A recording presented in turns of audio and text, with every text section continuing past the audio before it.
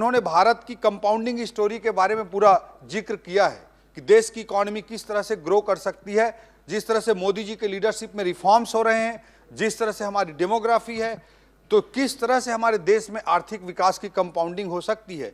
इस पर उन्होंने किताब लिखी है।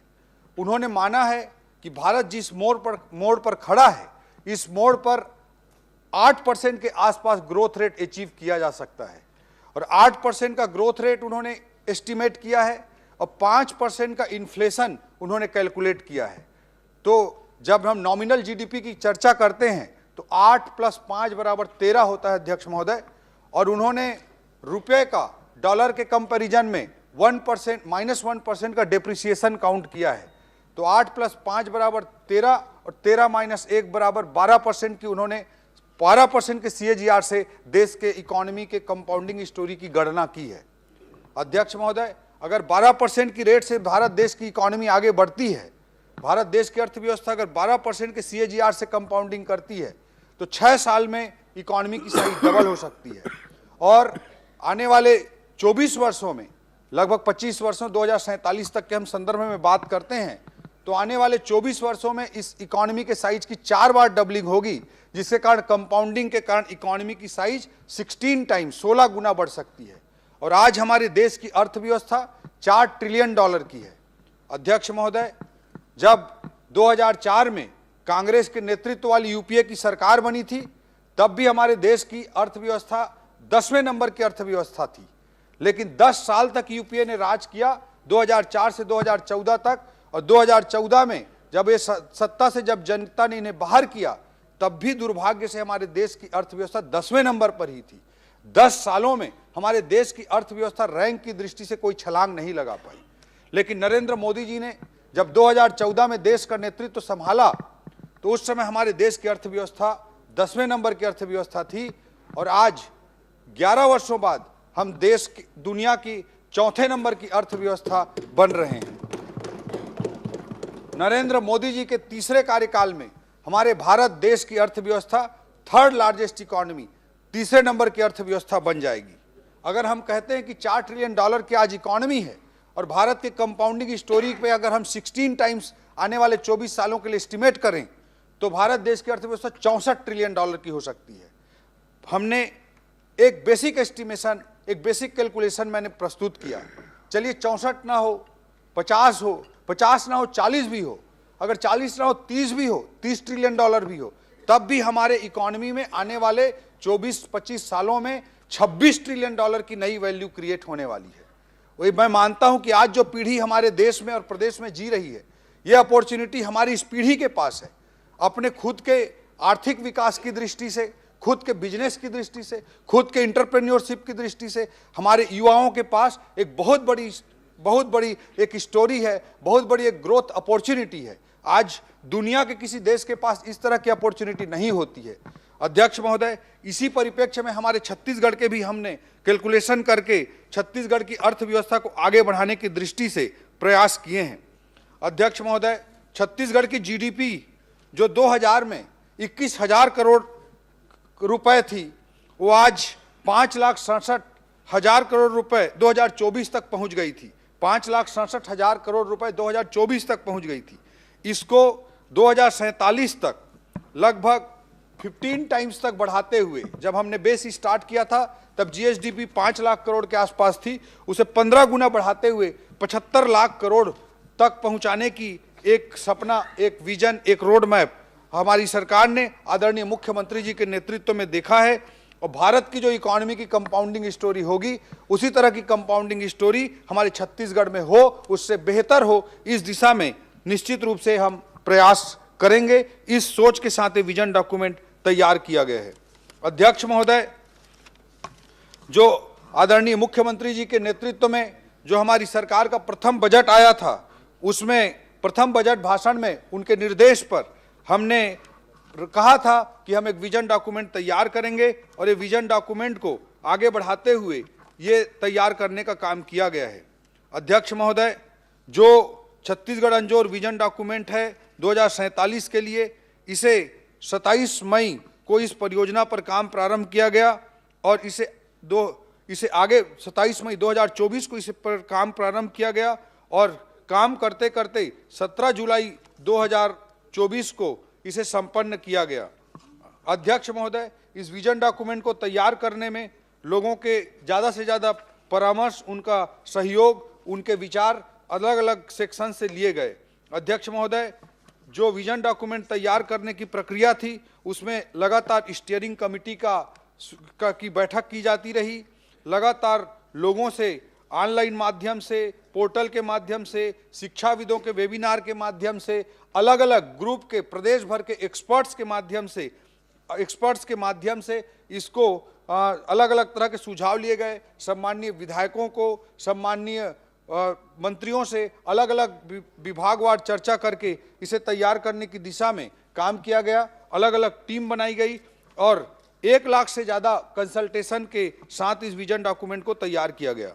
अध्यक्ष महोदय, जो डेमोग्राफी का जो विवरण है, जो ये विजन डॉक्यूमेंट है, इसमें जो डेमोग्राफी का विवरण है वो 3 करोड़ की लगभग हमारी जनसंख्या है, जो आने वाले 2047 में 3 करोड़ 60 लाख से 3 करोड़ 80 लाख तक के होने का अनुमान है। जो औसत उम्र है वो उस समय 36 से 37 साल तक होगी। उस समय जो लाइफ एक्सपेक्टेंसी है वो 65 से बढ़कर 84 के लगभग होगी। जो शहरी जनसंख्या है अभी 27% है, वो 40 से 45% के बीच में होगी। इसमें जो सामाजिक इंडिकेटर्स हैं, जो इंडिकेटर्स हैं, सामाजिक सूचकांक हैं, उसमें बेरोजगारी की दृष्टि से इसमें कमी लाने की दिशा में प्रयास किया होगा। महिला श्रम शक्ति की सहभागिता आज हमारे छत्तीसगढ़ में लगभग 60% महिलाओं की है, वो बढ़कर लगभग 75% तक होगी। अध्यक्ष महोदय, साक्षरता दर को लगभग 100% 99% से ऊपर तक ले जाने का भी इसमें लक्ष्य है। शिशु मृत्यु दर जो लगातार कम होता रहा उसे भी और कम करते हुए राष्ट्रीय औसत से भी कम ले जाकर के इसे लेस देन 10 तक लाने का लक्ष्य रखा गया है। आर्थिक रूप से जो जीडीपी का साइज है वो 5 लाख करोड़ से बढ़कर 75 लाख करोड़ होगा। कृषि से जीडीपी लगभग 10 से 11 लाख करोड़ के लगभग उस समय होगी। जो उद्योग से जीडीपी है वो 25 से 27 लाख करोड़ के लगभग होगी और सेवा क्षेत्र से जो जीडीपी है वो लगभग 40 लाख करोड़ के आसपास होगी। इस विजन डॉक्यूमेंट को बनाने के लिए अध्यक्ष महोदय, जो हमारे छत्तीसगढ़ का शॉर्ट एनालिसिस मैनेजमेंट के टर्मिनोलॉजी में जो किया जाता है वह किया गया। जो स्ट्रेंथ पर आधारित 6 प्रकार के विकासमूलक थीम बनाए गए। वीकनेस पर आधारित जिसको हम जो हमारे स्टेट की ग्रोथ के लिए जो वीकनेस हैं उनको दूर करते हुए 4 अलग थीम बनाए गए और प्रमुख रूप से 3 इनेबलर्स इस रणनीतिक रूप से इस विजन डॉक्यूमेंट में रखे गए हैं। इसमें एक बड़ा है कि फिजिकल इंफ्रास्ट्रक्चर पहला बिंदु है, दूसरा बिंदु है डिजिटल इंफ्रास्ट्रक्चर और सुशासन और तीसरा बिंदु है अधिकाधिक प्राइवेट इन्वेस्टमेंट। इन रणनीतियों के आधार पर इन 13 थीमों के साथ इस विजन डॉक्यूमेंट को बनाया गया है। अध्यक्ष महोदय, जो हमारे सम्माननीय मंत्रीगण हैं, हमारे आदरणीय मुख्यमंत्री जी का, हमारे वरिष्ठ मंत्रियों का, हमारे उप मुख्यमंत्रियों का भी इस विजन डॉक्यूमेंट के संबंध में चर्चा होगी। इसमें मैं विशेष रूप से जो कुछ थीम के तहत अभी जो कुछ काम हुए हैं, छत्तीसगढ़ ने 25 वर्षों में जो यात्रा की है और आने वाले वर्षों के लिए जो रणनीतियां हैं उसके संदर्भ में मैं कुछ बिंदु रखना चाहूँगा। अध्यक्ष महोदय, जो एजुकेशन की दृष्टि से हमारे छत्तीसगढ़ ने जो बड़ी छलांग लगाई है उसके संदर्भ में हम सबको गर्व भी है और आने वाले समय में एक बड़ी रणनीति के तहत काम करने की भी आवश्यकता है। सन 2000 में जब आदरणीय अटल जी ने छत्तीसगढ़ की पीड़ा को समझते हुए छत्तीसगढ़ राज्य का निर्माण किया था, तब अध्यक्ष महोदय हमारे छत्तीसगढ़ में एक भी राष्ट्रीय स्तर का संस्थान नहीं था। अध्यक्ष महोदय, 2018 में तक आपने प्रदेश का नेतृत्व किया। 2003 से 2018 के बीच में हमारे छत्तीसगढ़ में आईआईटी भी आया, Indian Institute of Technology, IIM भी आया, Indian Institute of Management, AIIMS भी आया, All India Institute for Medical Sciences, HNLU भी आया, Hidayatullah National Law University, NIT भी बना, National Institute for Technology, IIT भी बना, International Institute for Information Technology, CIPET भी बना प्लास्टिक इंजीनियरिंग के लिए। वहीं मैं कहना चाहूँगा आपके माध्यम से सदन को और प्रदेश को अवगत कराना चाहूँगा कि हमारे मुख्यमंत्री जी के प्रखर नेतृत्व के साथ पिछले 2 साल के कार्यकाल में हमारे छत्तीसगढ़ में नवा रायपुर में 3 और राष्ट्रीय संस्थानों के लिए उन्होंने बुनियाद रख दी है। 3 का रास्ता प्रशस्त हो गया है। पहला है NIFT, National Institute for Fashion Technology, NFSU, National Forensic Science University, और NIELIT, National Institute for Electronics and IT। इतना बड़ा काम आदरणीय मुख्यमंत्री जी ने शिक्षा के छलांग की दृष्टि से, युवाओं की दृष्टि से प्रदेश में लगाई है। प्रयास एवं संभावनाएं, भविष्य में हमारा प्रयास होगा कि और भी राष्ट्रीय स्तर के संस्थान हमारे छत्तीसगढ़ में आएं। इस दृष्टिकोण से जो हम प्रयास करेंगे, इंडियन इंस्टीट्यूट ऑफ साइंस के लिए, SPA के लिए, school for planning and architect, Eicher के लिए, Indian institute for scientific and educational research के लिए, और नाइपर के लिए, national Institute for pharmaceutical education and research, इसके लिए भी हम आने वाले समय में प्रयास करेंगे। और निश्चित रूप से ये राष्ट्रीय स्तर के संस्थान भी हमारे छत्तीसगढ़ के युवा भाई बहनों की दृष्टि से तैयार किए जाएंगे। हमारे मुख्यमंत्री जी के लीडरशिप में, उनके मार्गदर्शन में, उस दिशा में भी हमारी सरकार काम कर रही है। अध्यक्ष महोदय, जो इंडस्ट्रियल ग्रोथ है वो इस विजन डॉक्यूमेंट का अत्यंत महत्वपूर्ण हिस्सा है। हमारे छत्तीसगढ़ में इस इंडस्ट्रियल ग्रोथ को सुनिश्चित करने के लिए हमारी सरकार बनने के बाद आदरणीय मुख्यमंत्री जी ने नई इंडस्ट्रियल पॉलिसी के लिए परिकल्पना की और इंडस्ट्रियल पॉलिसी 2024 से 2030 तक का निर्माण किया गया है। अध्यक्ष महोदय, जो इंडस्ट्रियल पॉलिसी बनी है अभी, वो हमारे मूल रूप से फोकस किया है कि ज़्यादा से ज़्यादा हमारे छत्तीसगढ़ के युवा भाई बहनों के लिए रोजगार अधिकाधिक कैसे सृजित हो। सरकारी नौकरियां निश्चित रूप से हमारे मुख्यमंत्री जी पारदर्शिता के साथ हमारी सरकार देने के लिए प्रतिबद्ध है, और पिछले 5 सालों में जितनी सरकारी भर्तियां हुई थी उससे ज़्यादा सरकारी भर्तियां इन 5 सालों में निश्चित रूप से की जाएंगी। लेकिन अध्यक्ष महोदय, कोई भी कॉम्पिटिशन एग्जाम कोई बच्चा देता है तो आप जानते हैं कि 5 लाख बच्चे अगर एग्जाम देते हैं तो उसमें 500,000 बच्चों का ही फाइनल सिलेक्शन होता है। तो एक नीति निर्माता के रूप में, एक शासन के रूप में, एक सरकार के रूप में, एक समाज के रूप में जो सेलेक्ट होता है उससे ज़्यादा हम सबको चिंता जो सेलेक्ट नहीं हो पाता है उसकी भी करनी चाहिए। अध्यक्ष महोदय, जो सेलेक्ट होता है उसके पास तो मीडिया भी जाती है, उसका इंटरव्यू भी छपता है, हम लोग भी जाकर फोटो खिंचा करके सोशल मीडिया में डालते हैं। लेकिन 5 लाख लोगों में अगर 1,000 लोग सेलेक्ट हो रहे हैं और 4,99,000 बच्चे हमारे उस एग्जाम में सेलेक्ट होने से अगर रह जा रहे हैं तो उनकी चिंता करना भी नीति निर्माताओं का काम है। अध्यक्ष महोदय, इस दृष्टिकोण से रोजगार सृजन पर आधारित औद्योगिक नीति को आदरणीय मुख्यमंत्री जी ने लाया है। पहले अध्यक्ष महोदय, औद्योगिक नीति का जो तरीका होता था उसमें सब्सिडी देने का, छूट देने का जो तरीका होता था वो निवेश आधारित होता था, इन्वेस्टमेंट पर बेस्ड होता था।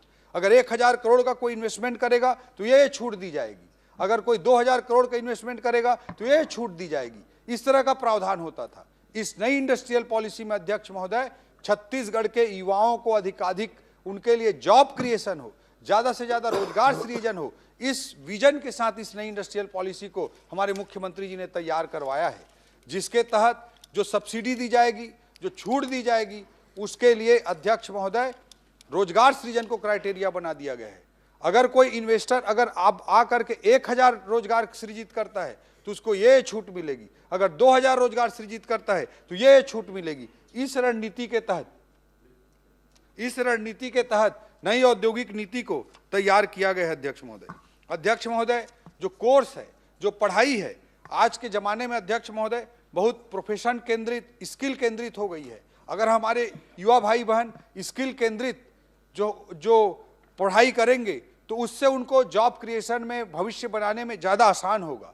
फिर अध्यक्ष महोदय, केवल काउंटिंग के लिए, गिनती के लिए हम पढ़ाई कर लें तो आज के ज़माने में, आज के प्रतिस्पर्धी ज़माने में, आज के टेक्नोलॉजी बेस्ड वर्ल्ड में, नॉलेज बेस्ड सोसाइटी में वो बहुत ज़्यादा कारगर नहीं होता है। हमारी लर्निंग, हमारा सीखना, हमारा स्किल ज़्यादा कारगर होता है। इस बात को समझते हुए आदरणीय मुख्यमंत्री जी ने निर्देशित किया कि हमको रोजगार परक कोर्सेज को हमको बढ़ावा देना है। इस सोच के साथ अध्यक्ष महोदय, पिछले बजट में हमारे मुख्यमंत्री जी के निर्देश पर नर्सिंग कॉलेजेस और फिजियोथेरेपी कॉलेज में किस तरह की छलांग सरकार ने लगाई है, हमारे छत्तीसगढ़ ने लगाई है, उसका मैं विवरण देना चाहूंगा। छत्तीसगढ़ राज्य बनने के बाद प्रदेश में 8 शासकीय नर्सिंग कॉलेज थे, जबकि पिछले साल के बजट में एक साथ 12 नए नर्सिंग कॉलेज लिए गए अध्यक्ष महोदय। इसी तरह से फिजियोथेरेपी का एक कॉलेज था अध्यक्ष महोदय, उसमें 6 नए फिजियोथेरेपी कॉलेज एक साथ बजट में लेकर के स्टार्ट किया गया अध्यक्ष महोदय। अध्यक्ष महोदय, हमारे छत्तीसगढ़ की इकोनॉमी की जब हम बात करते हैं तो हमारा जो विनिर्माण क्षेत्र है, जो हमारा सेकेंडरी सेक्टर है, वो बहुत मजबूत है, क्योंकि हमारे हेवी इंडस्ट्री, कोर इंडस्ट्री पर आधारित इकोनॉमी है। लेकिन अध्यक्ष महोदय, जब हम हेवी इंडस्ट्री की बात करते हैं तो रोजगार सृजन उतने अच्छे तरीके से उस पर नहीं हो पाता है। जो रोजगार सृजन होता है अध्यक्ष महोदय, जैसे स्टील सेक्टर पर माना गया है कि 1 करोड़ की इन्वेस्टमेंट पर 0.37 रोजगार ही क्रिएट हो पाते हैं, अर्थात 1 करोड़ के स्टील सेक्टर के इन्वेस्टमेंट पर 1 से भी कम रोजगार पैदा होता है।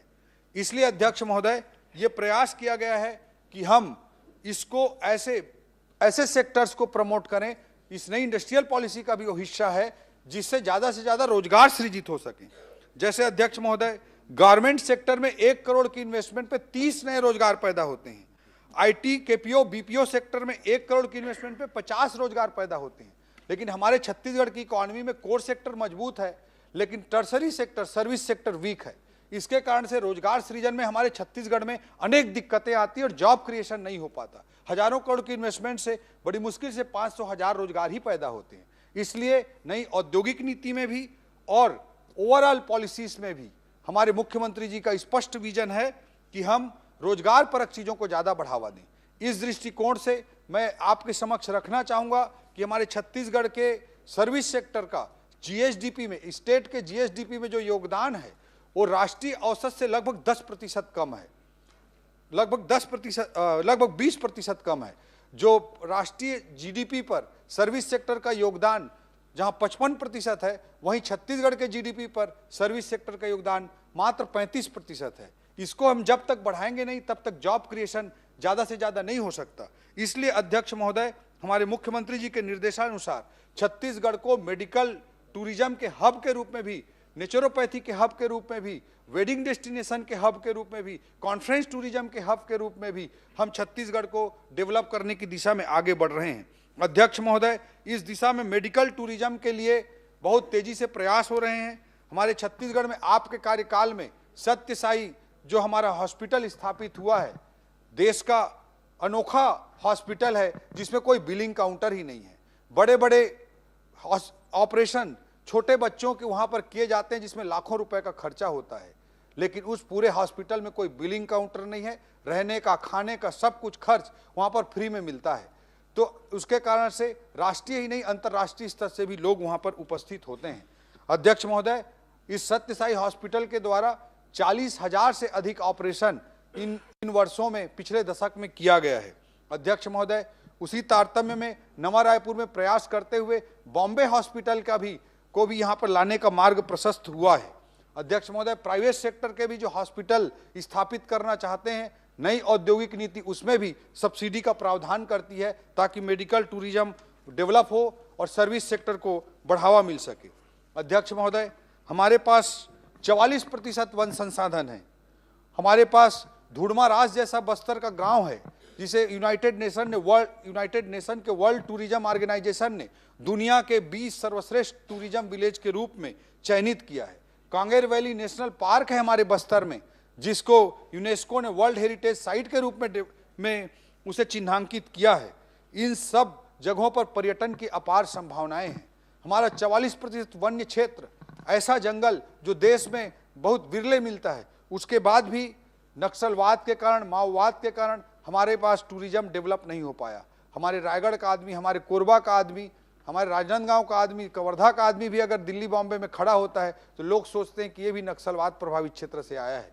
इसके कारण से हमारा टूरिज्म का सेक्टर डेवलप नहीं हो पाया। आज अमित शाह जी के नेतृत्व में, आदरणीय प्रधानमंत्री जी के नेतृत्व में, आदरणीय हमारे मुख्यमंत्री जी के नेतृत्व में, हमारे आदरणीय गृह मंत्री जी के प्रयासों से जो माओवाद समाप्त हो रहा है, इससे हमारे पर्यटन के लिए अपार संभावनाएं खुलेंगी और उसे चरितार्थ करने के लिए होम स्टे पॉलिसी भी आदरणीय मुख्यमंत्री जी अभी से तैयार करके रखे हैं और बस्तर क्षेत्र में पर्यटन बहुत तेजी से विकसित हो रहा है। अध्यक्ष महोदय, जब हम टूरिज्म की बात करते हैं तो आजकल कॉन्फ्रेंस टूरिज्म, वेडिंग डेस्टिनेशन जैसी चीज़ें भी अत्यंत महत्वपूर्ण हो जाती हैं और इसमें बहुत तेजी से और बहुत ज़्यादा रोजगार पैदा होते हैं। इस दृष्टिकोण से हमारी नीतियां पर्यटन को उद्योग का दर्जा देने वाली नीतियां हैं और उस दृष्टिकोण से वहाँ पर सब्सिडी भी प्रदान की जा रही है। जब हम पर्यटन की बात करते हैं तो हमारे छत्तीसगढ़ की संस्कृति अत्यंत समृद्ध है। यहाँ पर वल्लभाचार्य जी की जन्मभूमि चंपारण है, यहाँ पर डोंगरगढ़ जैसा क्षेत्र है जो जैनिज्म की दृष्टि से, बुद्धिज्म की दृष्टि से, हिंदुइज्म की दृष्टि से अत्यंत महत्वपूर्ण जगह है। आचार्य विद्यासागर जी ने भी अपने शरीर को, अपने प्राण को यहीं पर त्याग किया था। तो इस कारण से हमारे पास हर दृष्टिकोण से टूरिज्म की बहुत संभावनाएं हैं। आध्यात्मिक टूरिज्म, स्पिरिचुअल टूरिज्म की भी बहुत ज़्यादा संभावना है। शक्तिपीठ है हमारे, उन सब पर ध्यान केंद्रित करने की रणनीति पर सरकार काम कर रही है और करती रहेगी। मैन्युफैक्चरिंग की जब हम बात करते हैं अध्यक्ष महोदय, तो देश के सबसे समृद्ध खनिज संसाधन वाला हमारा छत्तीसगढ़ है। मैं आपके माध्यम से आज कुछ फैक्ट्स यहाँ पर रखना चाहता हूँ। छत्तीसगढ़ में निर्मित स्टील से देश में जो सबसे ऊंचा, दुनिया का सबसे ऊंचा चिनाब रेलवे ब्रिज बना है, उस पर छत्तीसगढ़ का स्टील उपयोग किया गया है अध्यक्ष महोदय। रक्षा के क्षेत्र में INS विक्रांत में हमारे छत्तीसगढ़ का स्टील का उपयोग किया गया है अध्यक्ष महोदय। अध्यक्ष महोदय, हमारे छत्तीसगढ़ में निर्मित सीमेंट से मुंबई का बांद्रा वर्ली सी लिंक बनाया गया है अध्यक्ष महोदय।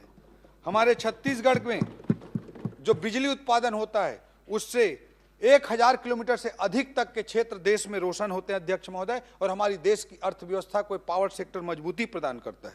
अध्यक्ष महोदय, हमारे छत्तीसगढ़ में निर्मित एल्यूमिनियम से मंगलयान में भी यह प्रयोग हुआ है अध्यक्ष महोदय, चंद्रयान में भी यह प्रयोग हुआ है और तेजस फाइटर जेट में भी हमारे छत्तीसगढ़ का एल्यूमिनियम प्रयोग हुआ है अध्यक्ष महोदय।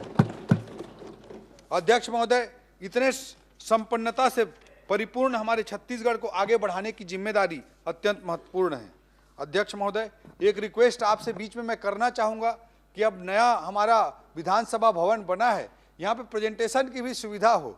मुझे लगता है कि आप नियम कानूनों में थोड़ा परिवर्तन करके, क्योंकि अध्यक्ष महोदय बोलने में क्लियर ही नहीं हो रहा है, वो दिखता तो अच्छे से लगता, तो मैं ये रिक्वेस्ट करना चाहूँगा कि ये थोड़े नियमों में संशोधन करके प्रेजेंटेशन की भी व्यवस्था यहाँ पर करें। फोटो और वीडियो के साथ उसको देखेंगे हम कोई भी चीज़ को तो ज़्यादा अच्छे से प्रेजेंट कर पाएंगे अध्यक्ष महोदय। इंफ्रास्ट्रक्चर हमारा बहुत प्रॉब्लमेटिक रहा है अध्यक्ष महोदय। जिस अनुपात में आज़ादी के बाद 50 सालों तक इंफ्रास्ट्रक्चर ग्रोथ करना था, वो हमारे छत्तीसगढ़ इस मामले में उसको उतना ध्यान नहीं दिया गया, इग्नोर किया गया। अध्यक्ष महोदय, एक मैप में दिखाता आपको बिहार और बंगाल के रेल नेटवर्क का, और एक मैप में दिखाता हमारे छत्तीसगढ़ के रेल नेटवर्क का, तो साफ हो जाता है अध्यक्ष महोदय कि हमारे छत्तीसगढ़ में रेलवे नेटवर्क को आज़ादी के बाद 50 सालों तक किस तरह से इग्नोर किया गया। लेकिन आज विशेष रूप से मैं धन्यवाद देना चाहता हूं आदरणीय नरेंद्र मोदी जी को, भारत सरकार को, कि हमारे राव घाट से जगदलपुर तक की रेलवे लाइन का काम उन्होंने स्वीकृत कर दिया है अध्यक्ष महोदय। अध्यक्ष महोदय, खरसिया से लेकर जयजयपुर होते हुए, शिवरी नारायण होते हुए, बलौदा बाजार होते हुए, मंदिर हसौद होते हुए, नवा रायपुर को पार करते हुए जो राजनांदगांव के परमल कसा तक का जो रेलवे लेन है, उसको भी आदरणीय नरेंद्र मोदी जी ने सैंक्शन करने का काम किया है अध्यक्ष महोदय। अध्यक्ष महोदय, हमारा छत्तीसगढ़ एक लैंड लॉक स्टेट है, जिसके कारण व्यापार व्यवसाय में अनेक चुनौतियों का सामना करना पड़ता है। नरेंद्र मोदी जी को मैं पुनः धन्यवाद देना चाहूँगा कि हमारे लैंड लॉक छत्तीसगढ़ को उन्होंने पोर्ट सिटी विशाखापट्टनम से जोड़ने के लिए एक्सप्रेसवे का निर्माण कराया है अध्यक्ष महोदय। इससे भी हमारे छत्तीसगढ़ की इकोनॉमी को बहुत बूस्ट मिलेगा।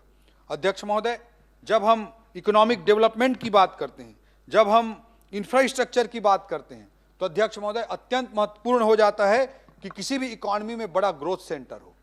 हमारा देश भारत गाँव का देश है, लेकिन गाँव का विकास भी तब तक नहीं किया जा सकता अध्यक्ष महोदय जब तक इकोनॉमी को रफ्तार न मिले। हम देखते हैं अध्यक्ष महोदय कि न्यूयॉर्क जैसे एक शहर की इकोनॉमी लगभग $2 ट्रिलियन की बैठती है अध्यक्ष महोदय। भारत देश की पूरी इकोनॉमी, पूरी जीडीपी 4 ट्रिलियन डॉलर की है। न्यूयॉर्क एक जो सिटी है उसकी इकोनॉमी 2 ट्रिलियन डॉलर की बैठती है अध्यक्ष महोदय। इकोनॉमिक हब का, इकोनॉमिक ग्रोथ सेंटर का सैकड़ों सालों में वेस्टर्न वर्ल्ड ने जिस तरह से डेवलपमेंट किया अध्यक्ष महोदय, उसको हमको मैच करते हुए तेजी से हमको आगे बढ़ना है। हम इसी तरह के ग्रोथ सेंटर की बात करते हैं अध्यक्ष महोदय, तो बिना हैदराबाद के तेलंगाना की अर्थव्यवस्था की कल्पना नहीं की जा सकती, बिना बेंगलोर के कर्नाटका की अर्थव्यवस्था की कल्पना नहीं की जा सकती।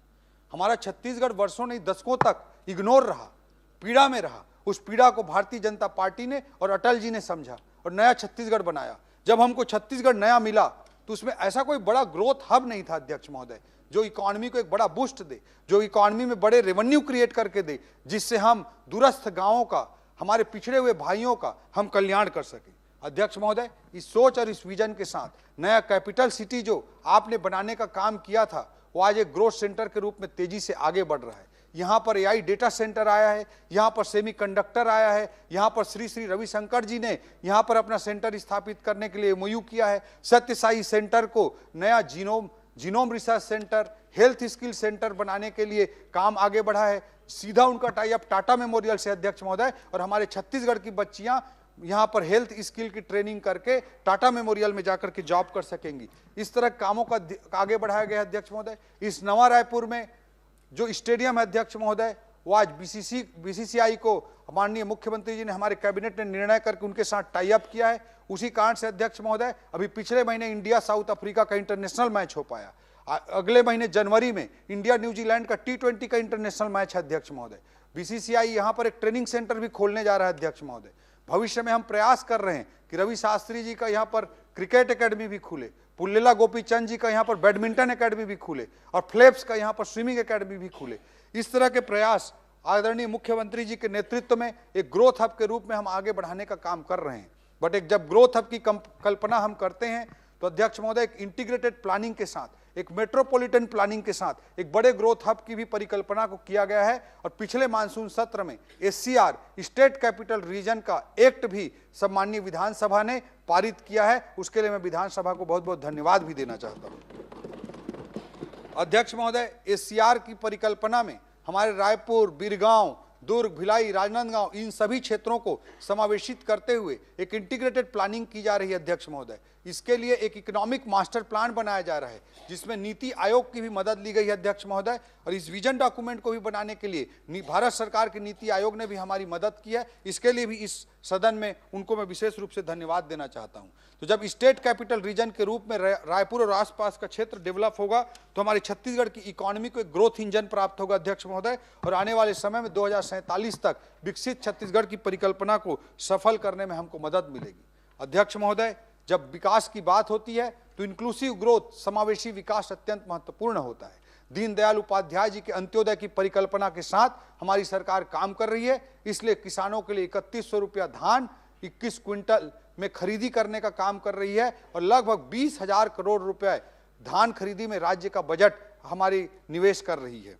अध्यक्ष महोदय, माताओं बहनों के लिए डीबीटी करते हुए 70 लाख माताओं के लिए महतारी वंदन योजना का संचालन हमारी सरकार कर रही है। अध्यक्ष महोदय, इसी जब हम समाज के आखिरी छोर के व्यक्ति की बात करते हैं, समाज के हम सोशल इंफ्रास्ट्रक्चर की बात करते हैं, सामाजिक अधोसंरचना की बात करते हैं, तो जो कच्चे मकान हैं उसकी चिंता करना, उसको पक्का बनाना बहुत जरूरी था। और प्रधानमंत्री